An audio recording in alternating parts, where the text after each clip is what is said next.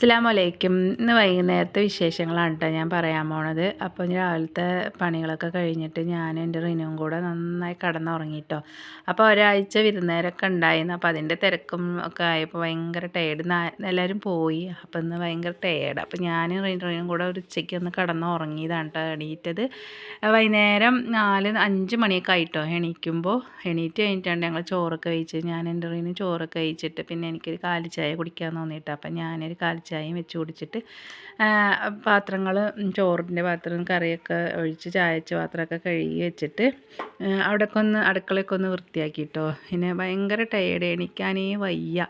പിന്നെ എണീറ്റ് അങ്ങനെ കിടന്നാൽ ഞാൻ തന്നെ എല്ലാം ചെയ്യണം. അപ്പോൾ പിന്നെ അങ്ങനെ എണീറ്റിട്ട് ഓരോരോ പണികൾ അങ്ങനെ ചെയ്തു കേട്ടോ.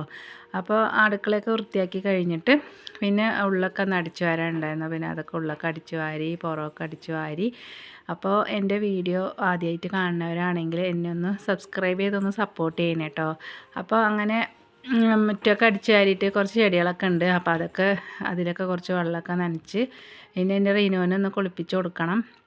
പിന്നെ 2-3 ദിവസത്തെ തുണികളൊക്കെ തിരുമ്മാനുണ്ടായിരുന്നു. അപ്പോൾ ഇന്നലെ എല്ലാം തിരുമ്പി അവരൊക്കെ പോയപ്പോൾ ബെഡ്ഷീറ്റും കാര്യങ്ങളെല്ലാം തിരുമ്പിയിട്ട് മുകളിൽ കൊണ്ടുപോയി ഉണക്കാട്ടുണ്ടായിരുന്നു കേട്ടോ. പിന്നെ ആ തുണികളൊക്കെ എടുത്തിട്ട് വരണം.